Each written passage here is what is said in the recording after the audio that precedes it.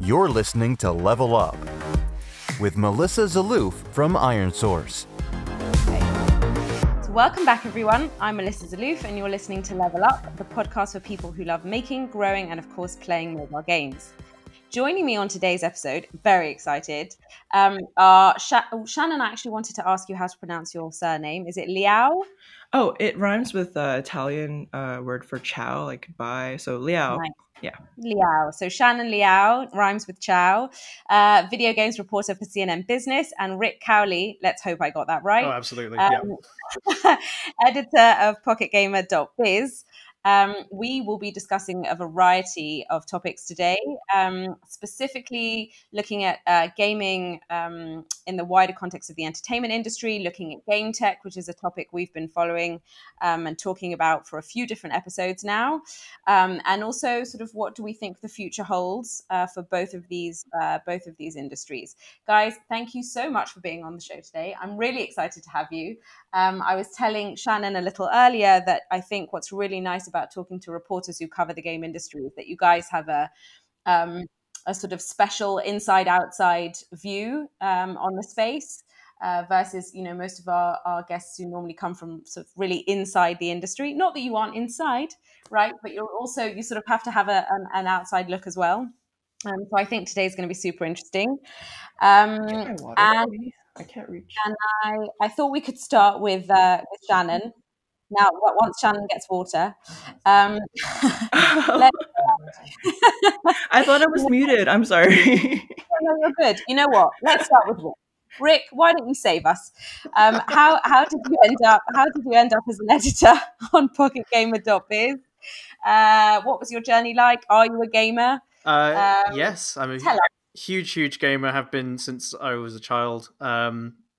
I think my first game was Sonic the Hedgehog 2 on the Mega Drive. So not too long ago, unfortunately. But yeah, so I joined PocketGamer.biz as a staff writer in 2015. It's coming up on my 5th anniversary of joining that job, actually. So that was really cool. And I have been there pretty much for the last 5 years, working my way up. I was a news editor and then deputy editor. And then I went and was the editor of PocketGamer.com, which is our B2C consumer side of things, and then I came back and took over as editor of PocketGamer.biz, and we're focused on the mobile games industry, the companies within the industry, and what they're doing, the big moves, the tech behind it all, that kind of thing, and deals and all that sort of stuff. And yeah, so it's just been a long time in the mobile games industry. I'm very interested in console and stuff and everything like that, but definitely my expertise professionally is in mobile games. Mm-hmm. And do you have a preference of kind of consumer versus biz side? They both have very different ways of doing things. I enjoyed sort of like writing consumer stuff because you could be a lot more free form and just sort of throw nonsense at a wall and see what sticks. Biz, very much you kind of have to stick to a style, and you want to make sure that people in the industry know what's going on in their industry and understand it. So it's got to be plain and simple and that kind of thing. But I think that's more interesting in its own way. Just like, how do I take an incredibly complex topic and then make it so that anybody could understand it and use that and go forth with new knowledge, kind of thing. I think that aspect of it is a lot of fun. Yeah. Shannon, we'll head on over to you now. Tell us about how you ended up being a gaming reporter at CNN Business. Are you a gamer? I always like to ask this question because I don't think it's a given, but to be honest, history is proving me wrong. Yes, and kind of if you have a specific beat that you cover. Yeah, of course. So I am a gamer, and that's like one of the first questions I was asked by CNN when they, asked if they wanted to go to Los Angeles to cover E3. It's kind of how I got my start, but maybe I'll just, kind of rewind and start from the beginning. I started covering journalism and became a reporter about 10 years ago. So I was 15 and doing a bunch of internships in high school, and found my way through different topics: world news, China news, business, and then eventually tech. And then when I went over to The Verge and worked there for 2 years, covering tech news, I'd always have the opportunity to pitch them on games that I was playing, such as League of Legends or MapleStory or Neopets, that they didn't necessarily play themselves. So they were excited to have somebody who played these games for like a decade, and kind of report on them more in depth, and also review games that I thought were interesting. So from there, CNN was like, "Oh, do you want to cover Los Angeles? Do you want to go to Los Angeles and cover E3?" And they asked me like, "Are you a gamer?" And I was like, "Yeah, of course." So that's how I got into the games industry, and I started to cover it a bit more over the past year. And you also asked me what my beat was. I cover the entire industry, so there isn't necessarily a beat, but I mean, this is the beat. But I do cover like anything from the AAA games to the indie games, all the way through to esports and Twitch. And was the dream always to sort of end up specializing in kind of journalism on the video games industry? Actually, I didn't have a goal in mind in terms of where I wanted to end up covering. I thought I would just focus on things that are interesting to me. And it just became more and more that, the other issues, like everything else in the world, is something I can cover if need be. Like on Saturdays, I do general assignment, but I think overall the games industry is what grabs me, and the storytelling and the everything in the industry, all the labor issues and what's going on with people is what's interesting to me. Mm-hmm. Well, that is why we're here, because it is an interesting topic. I definitely agree with you. And I think what's really fun about this industry is that recently, I think probably in the last few years, maybe even only in the last couple of years, gaming has enjoyed a sort of a rise or a creep maybe into mainstream consciousness. And we'll get to talking about stereotypes in a little bit. But as a first question, I kind of wanted to ask you, Shannon, about sort of looking at gaming within the context of entertainment. It sort of feels like, especially with the amount of people that are now playing games, especially on mobile, the amount of people, the demographic spread of people playing games, that it's sort of becoming in many ways, and also from a revenue perspective for sure, it's becoming the sort of dominant form of consumer entertainment. So for those sort of trying to understand gaming from the outside, and what do you think, what are some of the advantages you think the category has over other entertainment mediums like film, for example, or TV or music? Yeah, I think that's a great question. And I think all of these mediums are, that you mentioned, like film and music, are trying to maybe learn a bit from gaming as well. Gaming can be, very interactive, can be social, it can be a single player, solving a mystery. It's just very versatile. I think with a film or a book, you are, experiencing it passively, but with a game, you're actually in there, and it can also be easier to recall like your experience in a game than to recall some movie you watched 2 years ago. So it's just very almost like tactile and experiential, and a lot of storytelling can be done through games. And I think like when you see like a Travis Scott concert in Fortnite, or you see like the latest Star Wars trailer inside of Fortnite, that's indicative of how the film industry and the music industry are starting to pay attention to games. Mm-hmm. And the other thing is, there's also games are sort of theoretically endless, right? I mean, I don't know how long we've necessarily, I don't know if we've run those experiments. We know, because endless is, I mean, it's impossible, let's be honest. But a movie is done, a book is done, a TV series, even if it's Friends, eventually is done. And from a revenue perspective, you're also, it doesn't make a difference to you as a consumer if Netflix has kind of 10,000 shows or 1,000 shows, you're still paying the same subscription fee.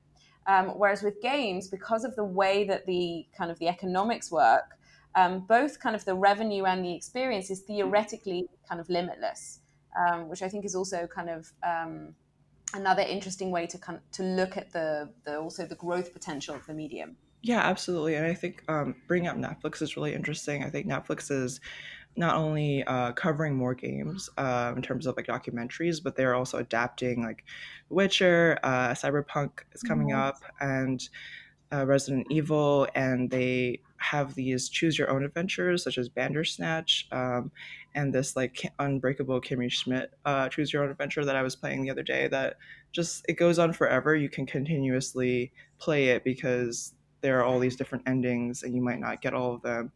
And yeah, like you said, it just goes on forever. There's no clear ending. Yeah. Rick, what's your take?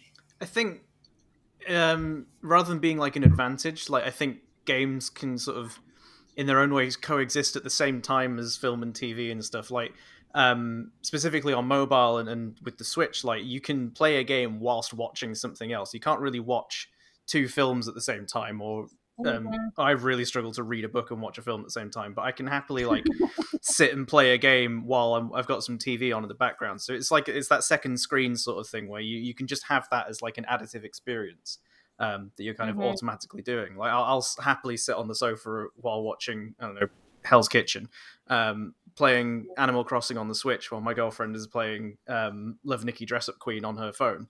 Like, you know, it's not a completely separate ecosystem in that way. It's not you don't have to make that choice between the two. You can do both at the same time, and I think that's really cool and interesting. And well, let's actually, this is, I could sort of use the girlfriend example as a segue to talk about stereotypes which people have about the game industry, because I do think from a not that, let's take my parents as an example. They're probably not the most technologically savvy people in the world. They own iPhones, that's about it. But if I were to say to them sort of gaming, they would imagine kind of young men probably in a dark room, glued to a sort of either TV or PC screen, kind of spending lots of their time getting sucked in to spend lots of their time playing games, which is sort of patently not the reality today. So what do you think are some of the stereotypes or misconceptions that the not just the mainstream community, but also maybe the investor or financial community have about gaming? Yeah, I mean, I guess the first thing is that idea of being locked away and doing something by yourself, and the image of just one person sat in front of a computer screen losing themselves to that. I think obviously gaming is very, very social, and a lot of games are pushing towards having more social elements, and even just being like social spaces. Like with Fortnite has its own like special island, which is designed specifically for being in a social space, watching films together and having that kind of space. Roblox as well is a like that's being used as like a teaching platform now.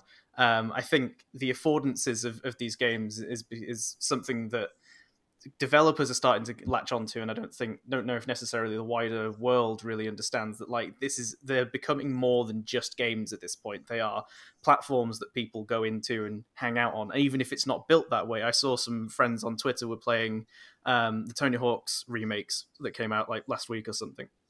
And that doesn't have any sort of space. You can play online, but you have to be doing objectives and stuff. You have to be doing trick attack or whatever. Right? There's no free skate. There's no endless roaming. And they just like sat around in one of these game modes and chatted while they were playing it. And they didn't actually play the game. They just let the clock wind down and then moved into the next map and then carried on their conversation. So I think, it's less about this sort of focused gaming experience now, and more about sort of a wider a wider social platform. I'm trying to think of something to say about the investor community. You don't have to. I mean, listen, if you want to tell someone where to invest their money, I don't think they'd argue.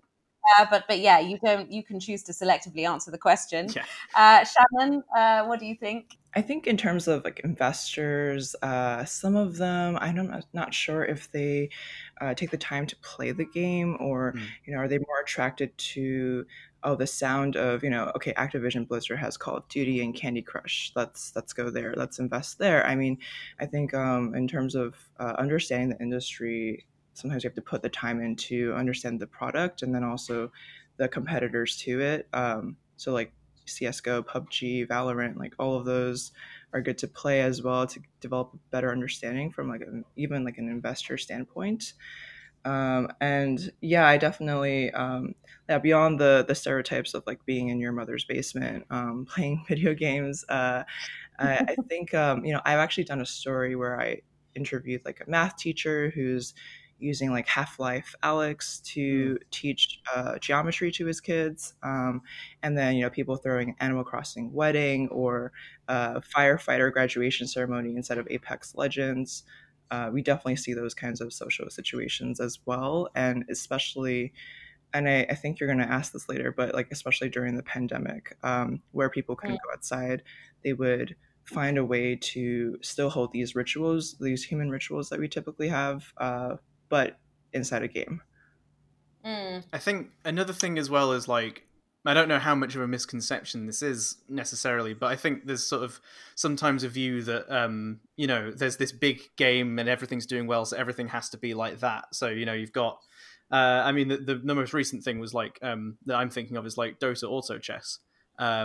And that everybody kind of went, oh, well, Dota's doing auto chess now, and this other game is now auto chess. Everybody has to now do auto chess. And from my perspective, auto chess just kind of fizzled away, and it's not really done anything. And I think there's this usual look, something goes big, and everybody goes, okay, this is the next big thing, and it's going to be around forever because look at how Fortnite's still here, and look at how like one game like Rocket League, I guess, is still around and doing numbers. But I think there's you don't have to chase the big hitting genres and the big interesting games. I think there's still a ton of money to be made in smaller games. I'm going to go back to Love Nikki Dress Up Queen because I think it's one of the most fascinating games ever. Because it's this on the surface very strange dress up game, aimed directly at young women, but underneath that it's a hardcore RPG with tons of monetization options, tons of clan stuff and everything like that, and it had like the amount of money people pour into it is staggering. I don't know if there's any actual numbers out there, but just based on like how much I know about like they've done partnerships with Disney and they were charging like, oh, here's $20 to buy an Elsa dress, and people will just lap it up because it's something they really want. I think you've got to look into the niches as well as the big explosive Fortnites and Roblox and stuff. You've got to dig down, and there's still tons of money to be made in these quieter areas that no one's really shouting about in the media or anything like that. And what sort of if Shannon, maybe you take this first because Ric's just done a stint. What are some of the important milestones you think the game industry has hit in recent years that have shaped its current trajectory? I mean, the obvious one is probably mobile, but beyond that, and actually, Matt Ball has a really nice.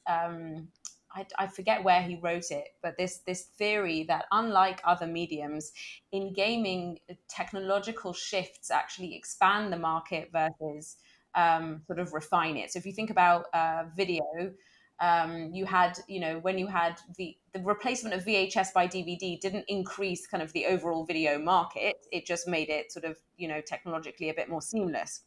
Whereas in gaming, technological advancements actually sort of expand the overall pie. So what do you think are some of the big sort of shifts or milestones that the industry has seen that have set us on this path?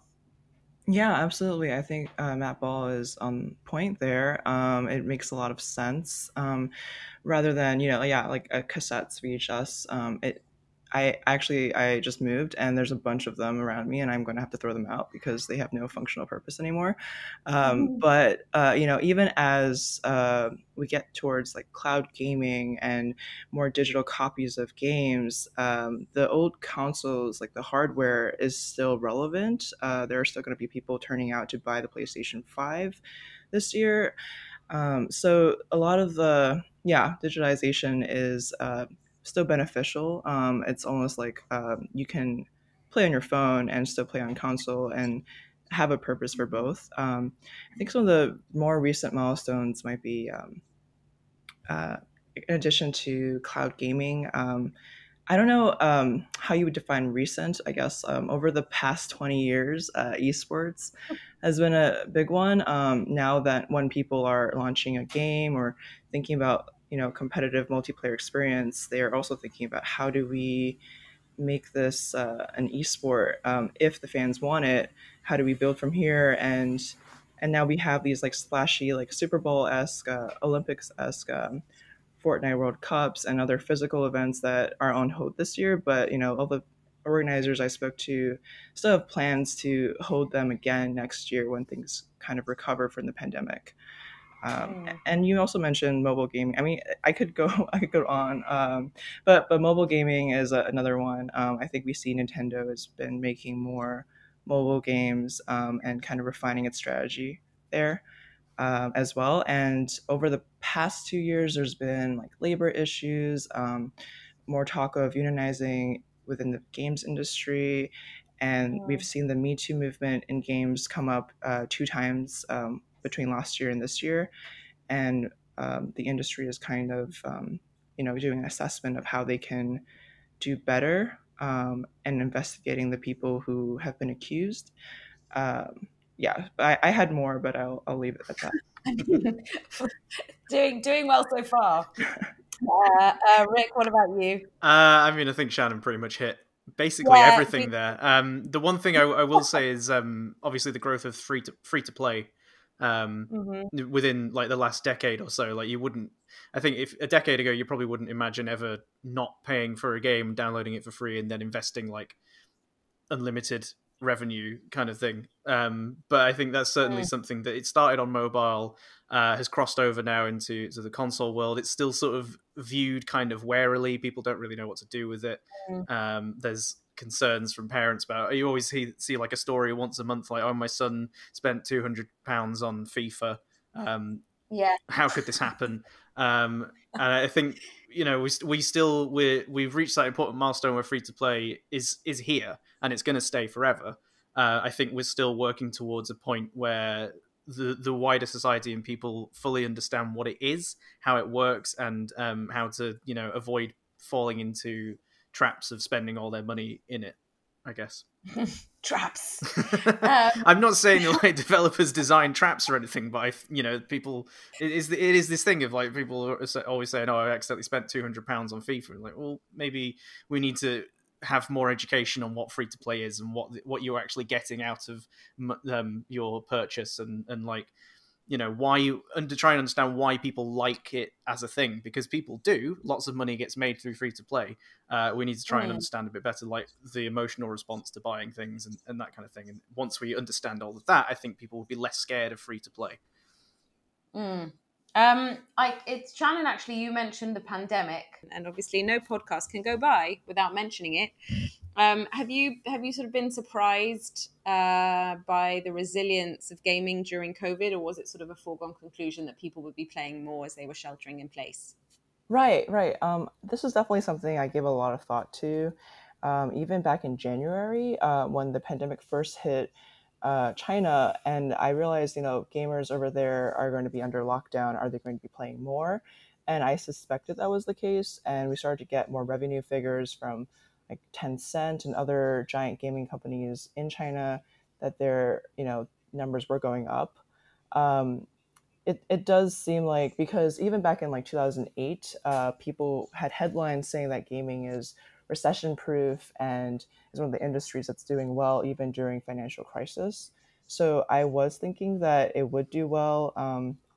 But there are some people who weren't sure either, because obviously gaming is like an expense that you're spending extra money on. So when you don't have that extra money, you might not necessarily buy a game. So there's actually quite of a toss-up in terms of how this would shape out. So I wasn't really sure.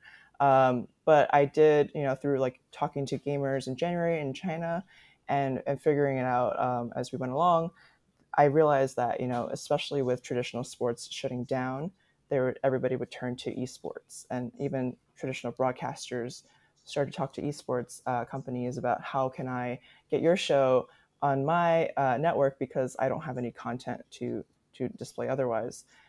So from there, it became very apparent, especially with the release of like Animal Crossing in March, and how it is now Nintendo's second biggest game after Mario Kart 8.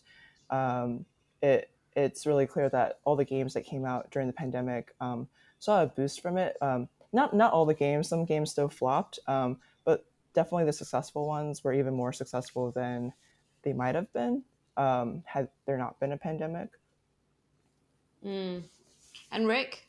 Yeah, I think the point about them being like more successful. I sort of kind of assumed, okay, well, people are going to be at home, they'll play games, they'll watch TV, everything that's like a home entertainment thing is going to see success.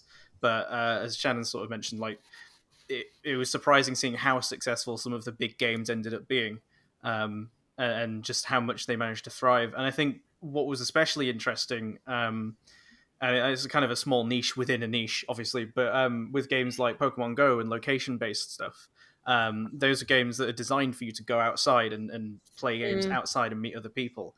And obviously that just didn't happen. But what Niantic managed to do was completely overhaul Pokemon Go. So that it became a game that you could play at home while still... I've not actually checked out myself, but as far as I understand it, you can play the game basically as you would normally, but you don't have to go out and go anywhere, and you can still play online with other people without having to physically meet them and that kind of thing. And that, like, Pokemon Go has thrived. It's having its like second best year of revenues ever, because of this. And it's wild that like a game so focused on the real world and going out there has succeeded. And I think we were speaking to other location based developers, and they said, you know, it's hard having to rethink how you're making this game and how you're going to go and keep making these games in a post-COVID world. But overall, like, because people need something to do, they're finding these games, they're playing them, even if it's not actually able to go outside. So I think that's really interesting, in terms of like the resilience kind of side of things. Yeah, I think. Oh, go ahead. I think another element here is what games sort of. Well, both of you kind of touched on what games thrived, but. For example, let's say you would have seen hyper-casual games sort of do normally really well, and you'd assume, okay, during a pandemic, you'll see the same thing. There'll be a spike because people have more time to play. But in some cases, you actually saw the opposite, because part of the not the user experience, but kind of the context of playing hyper-casual games is I'm commuting, right? Or I'm waiting in line for something, or I'm sort of in between, I'm going about my daily life, which includes kind of outside world stuff. And I'm playing in those kind of snatches of time. Whereas when you're at home and time is not sort of broken up, you know, it suddenly wasn't, you know, you didn't see necessarily the spike in hyper casual playing as you otherwise would have expected. Whereas in terms of casual titles or games that kind of have more depth to them, there was an uptick because people had now more time to sort of commit to engaging more deeply with the game.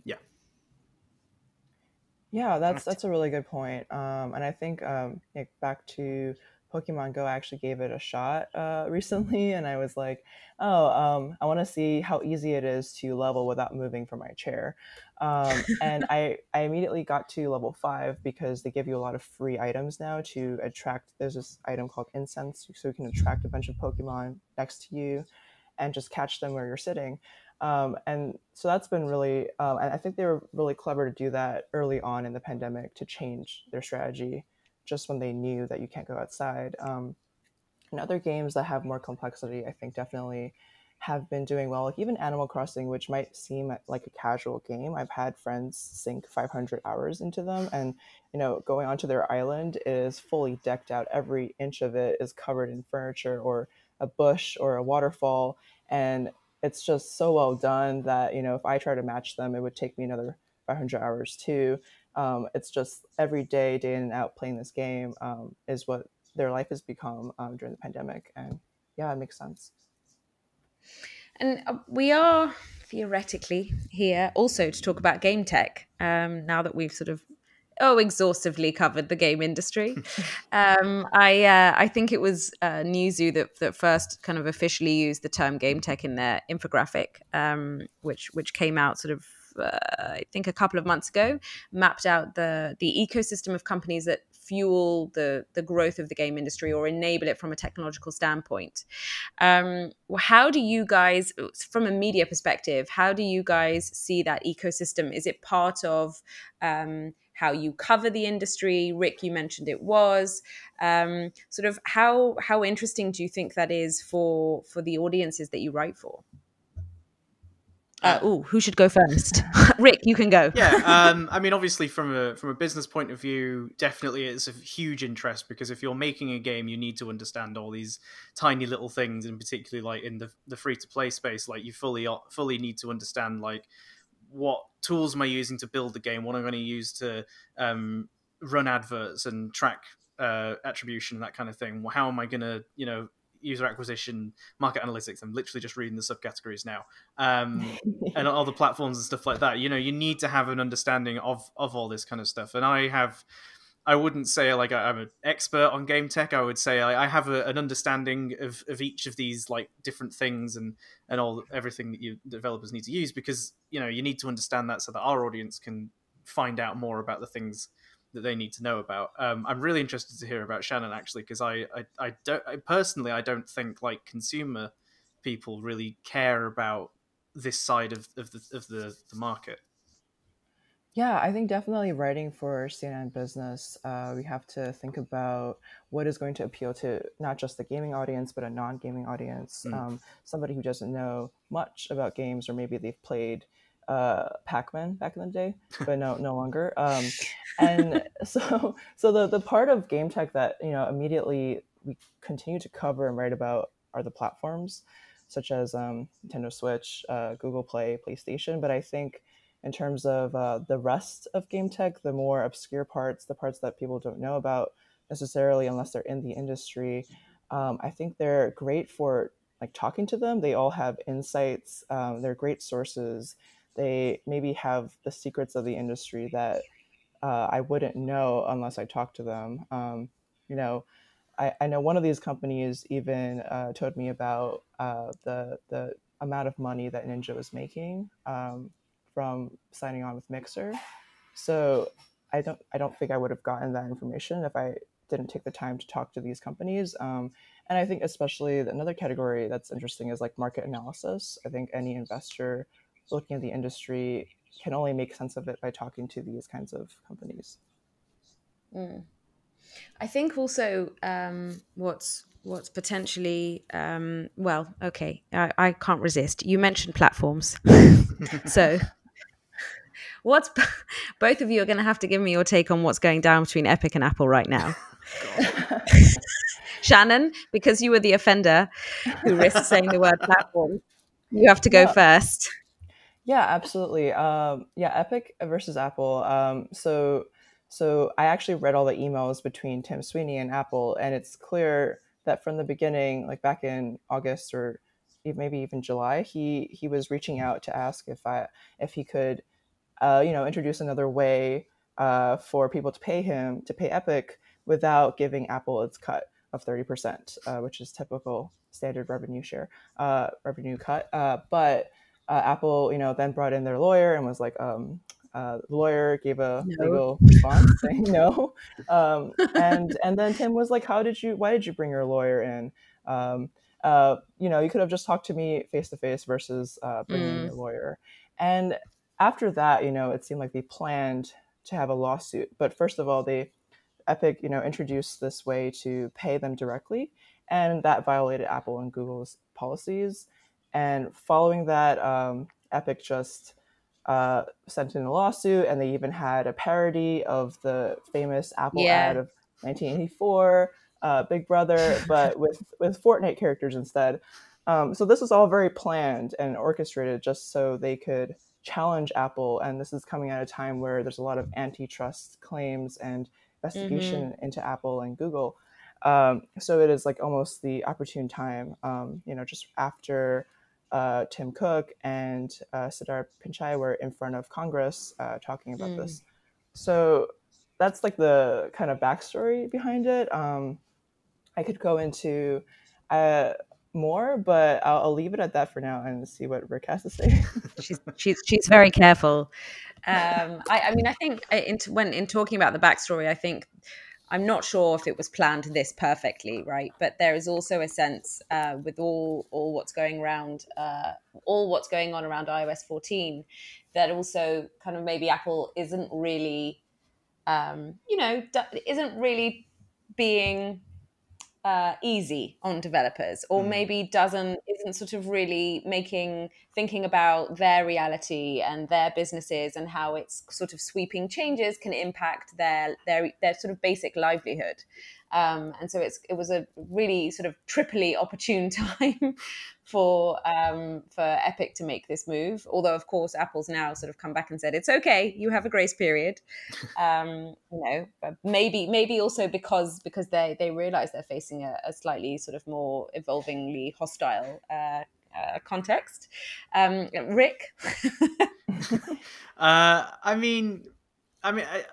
Apple's kind of always been difficult to work with, I guess. Like the idea of them having this walled garden economy is something that has always been around since the start of the App Store. You had to have games made in a specific way for their platform. You have to abide by all their terms and conditions, and people have been surviving and making games and thriving through that ecosystem for years and years now. So I'm not hugely surprised that when someone's tried to contest it, Apple have just stood firm and started a full-on legal battle.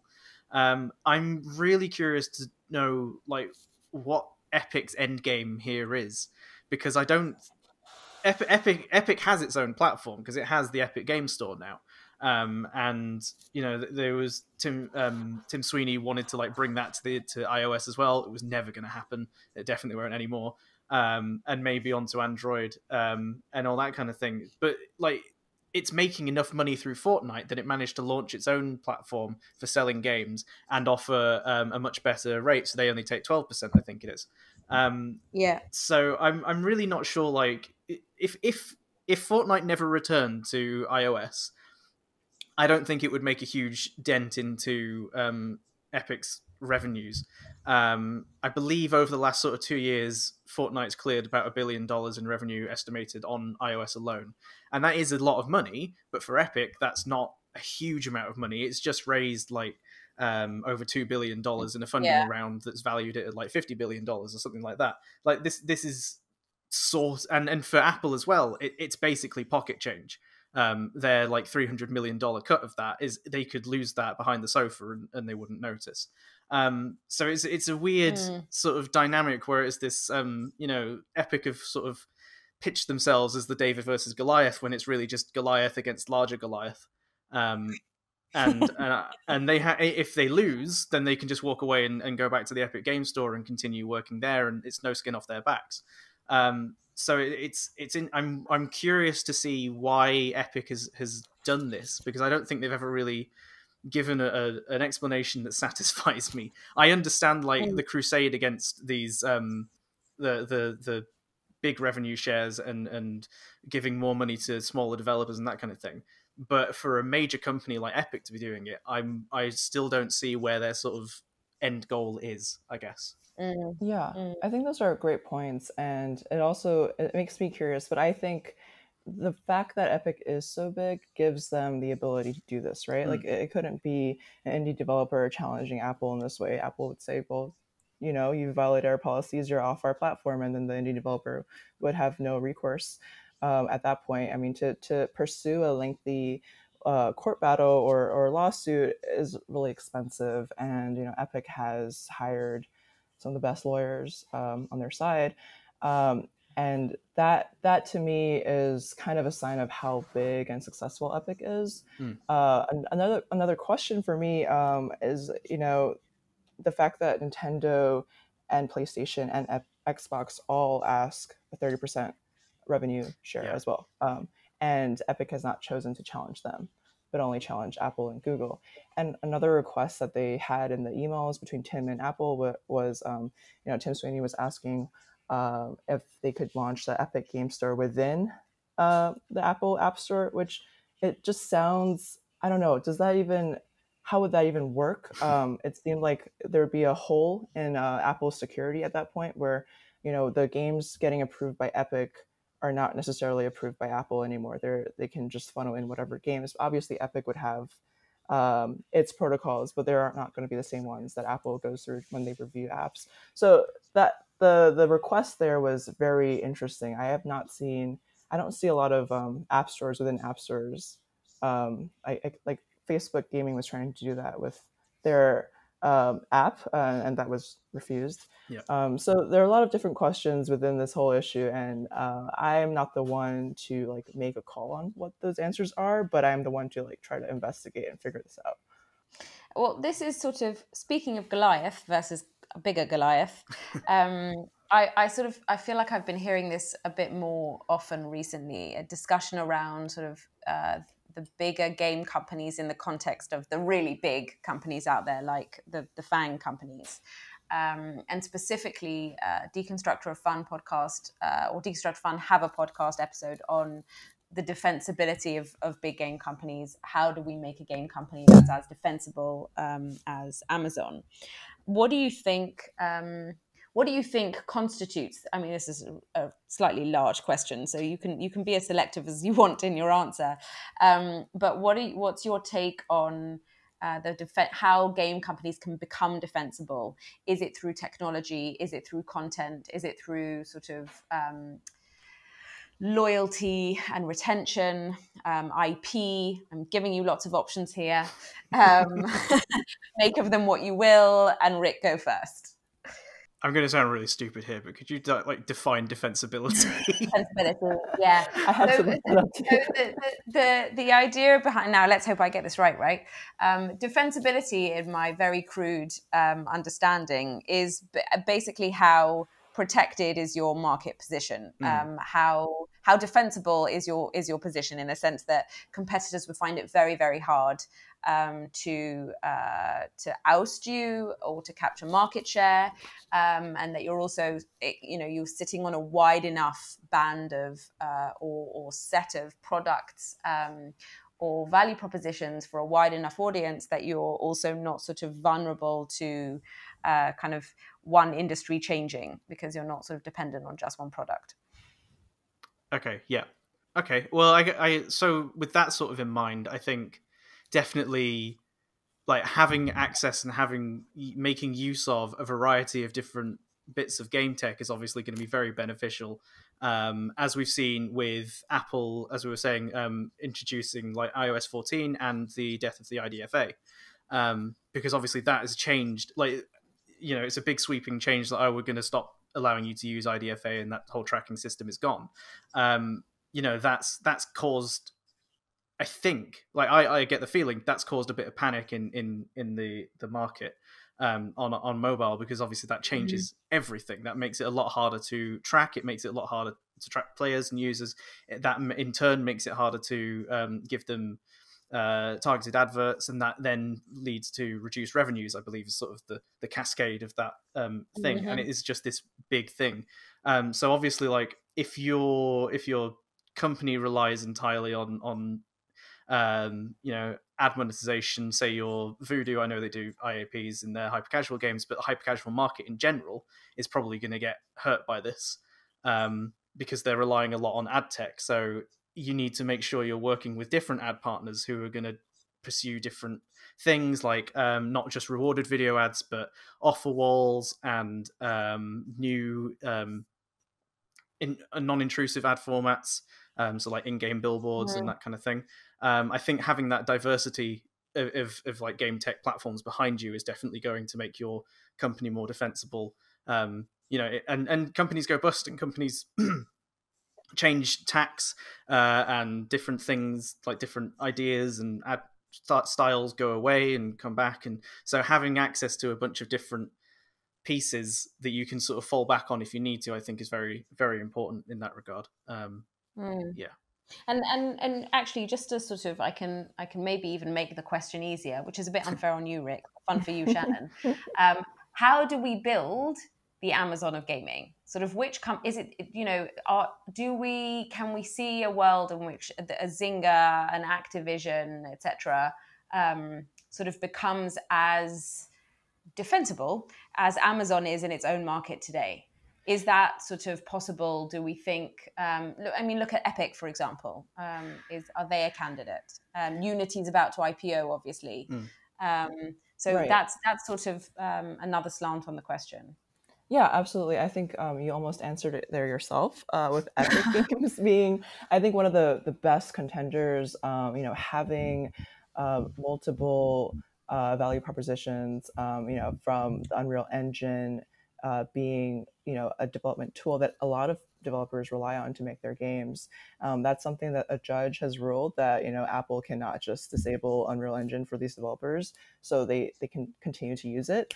And then Epic also has Fortnite, which is the arguably the biggest PC game and biggest game across different platforms. And then it also has the Epic Game Store, which I am not sure if it is the strongest PC game store. I think Steam might be a little bit ahead, but Epic offers free games every week, attracting people back to the store again and again. And so it has so many different aspects of game tech that it's really, really strong. Unity, you mentioned, I think they operate at a loss, which their IPO kind of revealed to us. But they do have a lot of different tools and different aspects of game tech as well. I just don't see them right now because they've revealed their financials to us. They're not looking as good. But also FAANG companies are part of game tech too. Like Amazon, AWS is behind a lot of these games. When I spoke to them, they pretty much mentioned like all the different top games that you might know of. They're involved with. So they do make money off of that, even if Amazon's Crucible didn't do so well, and if and they also own Twitch, so they're obviously already in the game space. And the rest of the companies, they just need to differentiate more if they want to get there. I'm sort of also tempted now to ask you questions about Unity, but I feel this is potentially getting a little unfair.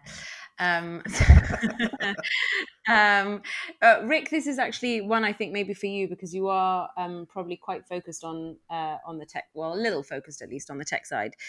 How do you think that game tech has fueled the growth of the game industry beyond sort of very clear things like, okay, if there's advertising technology available, then you're able to make more money from ad monetization. Okay, but kind of more broadly, how have you seen technology impact the? Oh gosh, Shannon, I want you to answer this one too.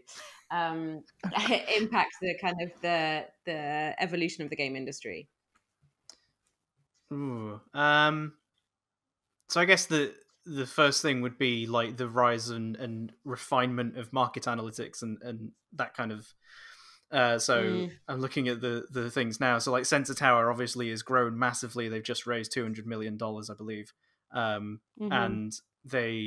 we use a lot of their data on PocketGamer.biz, mostly because we have a great contact there, but also because their data is really good, it's really sound, and sometimes developers will say, "Oh no, I disagree with their revenue figures," but it's slightly off. But they are getting so good at now estimating how much money games are making, and they have so many tools available where you can sort of like refine down different brackets of genres and all this kind of thing. And they've worked with I think it was Deconstructor Fund to like get it down to just this super specific niche genre that you can then sort of go, okay, these are the games that I'll be competing against. You can look at what they're doing, you can look at how they are growing and presenting themselves in the market, what keywords and that kind of thing for App Store optimization, and then start building your game to sort of compete in that very specific niche, which I think has definitely helped in terms of growth. I don't like we've talked a bit about engines and Unity and stuff. I think definitely the ubiquity of Unity and Unreal has definitely helped, and then these sort of more niche and smaller engines, so Buildbox I know is growing massively and very popular for hyper casual, and also like it's that whole thing of Unity's whole message was like democratizing game development. It's opened up the space to even more developers, and I think that's definitely helped grow the industry as a whole, because now we have more people who can you can go online. Unity now has all of its pro lessons available for free forever. So you can just learn Unity by going online, downloading a few videos and having a bash at it. I've given it a go myself. It's actually a lot harder than that, but the theory is sound. And, so, we're opening up the game development world to more and more people, and that means more people understand it, and that means more people are willing to play the games and buy the games and so on and so forth. And I think that's or also helped. Make the games. I think exactly. Is part of your point.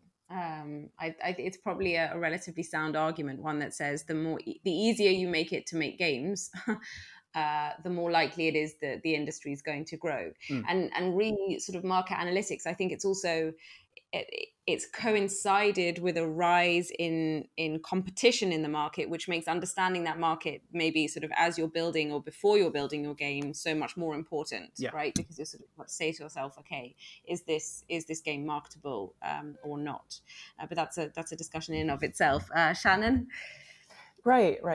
So the question was, which parts of Gametech who knows impact? Okay. What was the question? Take it however you will. Okay. Yes. How has technology impacted the evolution of the game industry? Go. Okay.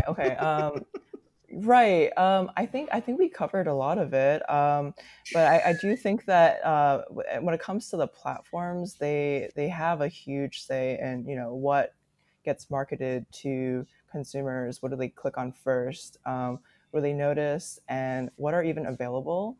For instance, like Steam, there was this Taiwanese horror game called Devotion that was banned because there were Easter eggs within it that made fun of the Chinese president.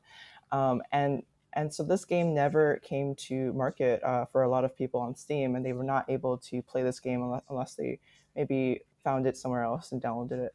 And so even though there was this like cult following of curiosity around what is this horror game, and the previous game from the same studios did well, people were not able to access it, and therefore it just didn't have any kind of success.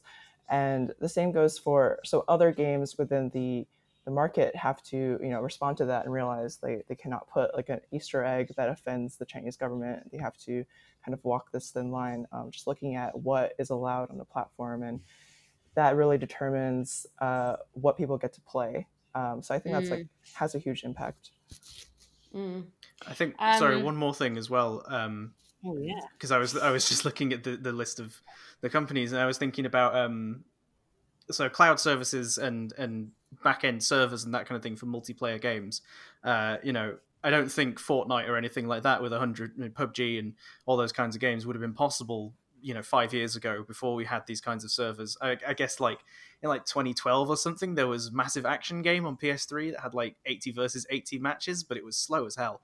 But now you've got these massive cloud servers, and it becomes a lot easier, and it also opens up to smaller companies doing multiplayer games. So Fall Guys, which came out last month, is made by Mediatonic, and Mediatonic is technically quite a big company, but is still considered a relatively small indie in the grand scheme of things. And then so they've launched this massively multiplayer game. It's got millions and millions of people playing, and then people are on Twitter saying, "Oh, they're not indie because they can run a game that hosts like millions of players. How does anyone have access to that?" And I saw a developer tweet, "Have you never heard of AWS? Like, they are just using Amazon's web services to power their servers, and because of that, because it's so easy to access and clearly simple to use for a small team of server devs, it opens up multiplayer games to smaller teams. And I think that's definitely, with the how quickly Fall Guys has taken over and become like a huge game, I think we're going to see more smaller developers, not 2-man teams or anything, but certainly like smaller, less heard of teams coming up with these really interesting multiplayer games that they're then able to throw out there a lot easier and with a lot less cost, because they are using these cloud servers. Yeah, and I think one of the contributing factors to Fall Guys' success was also people being able to stream it on Twitch and promote it via social media. So that's where like influencer marketing comes in, where if a game doesn't get a lot of people who are famous, who have their following from other gamers playing the game, then nobody will hear of it, and it will flop. And we've seen that before this summer with Crucible, where nobody had heard of it on launch, and it got very little marketing, and it wasn't really explained why, because it's coming from Amazon, which owns Twitch. So there's kind of a mystery there why they just released it without explaining anything. But yeah, marketing is very important as well. Yeah, if a tree falls in a forest, will anyone play with it? Bearing all of the very interesting things that we've said today in mind, what do you think we're going to see in 2021? Can be game or game tech related. We've sort of mentioned interesting things like cloud gaming. We haven't mentioned the metaverse, but maybe one of you wants to bring it up. Are we going to see sort of new genres maybe explode onto the scene like we saw with hyper casual? Is hyper casual going to die? That's always a fun one. Yes. Where are we going? What are we going to see in the next year? I think we're going to see more of the same kind of momentum that people staying indoors during lockdown has given the game industry. Because I know a bunch of tech companies and even traditional companies are more open to the idea of people working from home all the time. And then they wouldn't have a commute. They wouldn't have all that extra time spent on a train or a car. And so they can, devote that time to gaming. And that would probably continue to boost gaming numbers. A lot of the game companies over the past earnings quarter reported bumped up earnings. And they could see, and they are positive on their outlook for the next quarter as well.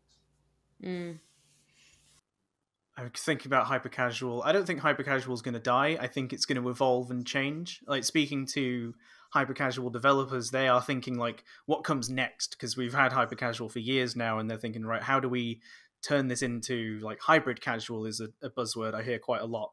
How do we make these kinds of gameplay experiences, but we have more depth around them, more social elements, make them into sort of, quote unquote full games, beyond just sort of little things that we play on the commute and kind of thing. And I think definitely, like, as Shannon was saying, people staying indoors more, they have more time to play games. I think the hyper-casual developers will see that and think, okay, now is the time that we need to evolve this medium. So I don't think hyper-casual mechanics are going away. I think the games as a whole will change. And also we need to see how IDFA plays out and Apple doing with that, because that's obviously, as we mentioned, going to completely change how advertising, I think, works on mobile. And I think that'll also allow new forms of advertising to come in and start taking over. So, as I was saying, offer walls, non-intrusive ads, there's some really cool stuff going on with audio ads, which have proven hugely popular in Spotify and that kind of thing. And now those companies who made a lot of money on Spotify are going, okay, how can we do this in mobile games in specifically? So I think there's going to be a lot of changes of how these smaller experiences work and how we monetize those.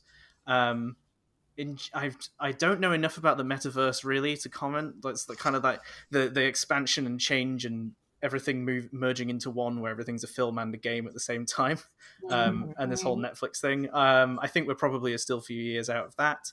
I'm super excited for VR still. I know that's kind of old school at this point, but we're like a week out from rumored Oculus Quest 2 announcement, which I'm very excited by.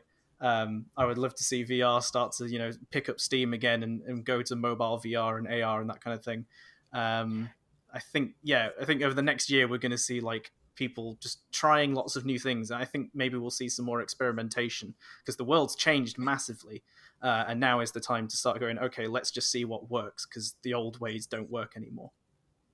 Yeah, I think the metaverse, VR, cloud gaming has yet to really kind of emerge. We have Stadia, but people don't really.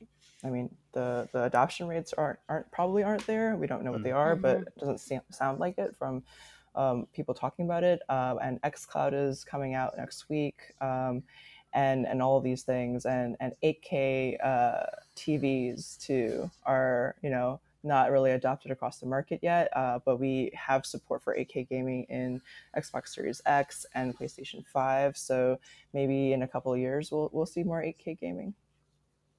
Nice.